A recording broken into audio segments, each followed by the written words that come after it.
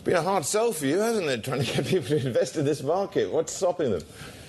Well, I think it's there are external and internal reasons for this. Obviously, externally, you've got U.S. bank failures that are happening, and that's obviously rightly so spooking investors, and they're demanding higher equity risk premiums, and that inevitably sort of spills over to China equity markets as well.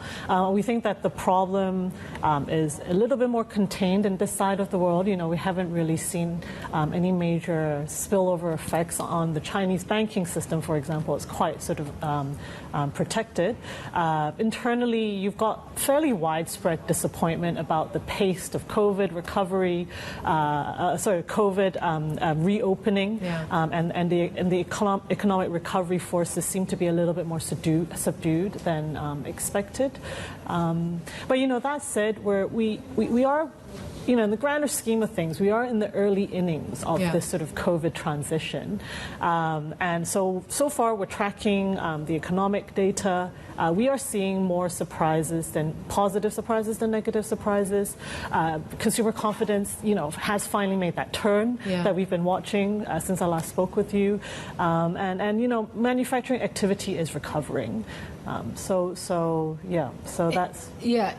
At what point do you actually start seeing value, right? I mean, how are you looking at valuations right now in these markets? Yeah, no, I mean, I think value is definitely emerging from a relative and absolute basis. We just had our first quarter results behind us, and actually talking to a lot of the companies, the message is fairly consistent. We're talking about a second half, much brighter recovery potential there, and I think ultimately we still believe positive earnings revision do drive share prices, so we're looking forward to some of that. In spite of them seeing second half as a recovery story, why is that not being priced in? So there is a little bit of a lag right now, we see. I mean, I think,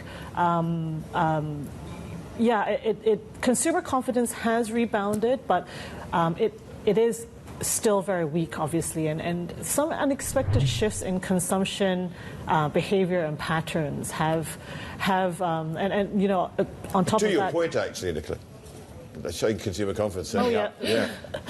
Yeah, so that's why I think we do think that it just takes a bit of time, and we hope that we do think that this lag will not be permanent. Okay, so what are you looking at in terms of opportunities here right now? There's still sector preferences that you have.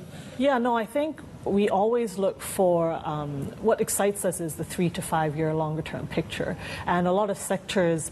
I mean, we think we're in a very interesting juncture right now. You know, you've got a lot of discussion and thought and research being done in what does, you know, artificial intelligence means for a lot of the manufacturing and the more innovative technology companies here. So we still think that there's a lot of room for innovation in Chinese companies. So that's an area we quite like. And I mean, when you talk about innovation, you can't really avoid the renewable, electronic EV sort of sector. We still think that China remains quite a critical hub for a lot of the innovation that's taking place there.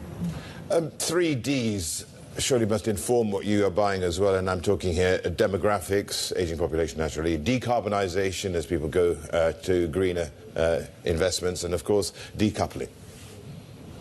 Yeah, no, so we do acknowledge that there are some of these sort of structural forces that you know, the politicians will have to navigate through, and the policy side, we do expect them to be addressing. You know, youth unemployment, for example, is one, despite unemployment in general is coming off, but that's sort of, it's part of a transition into a service-led economy, and we think that it will probably be an area of focus going forward.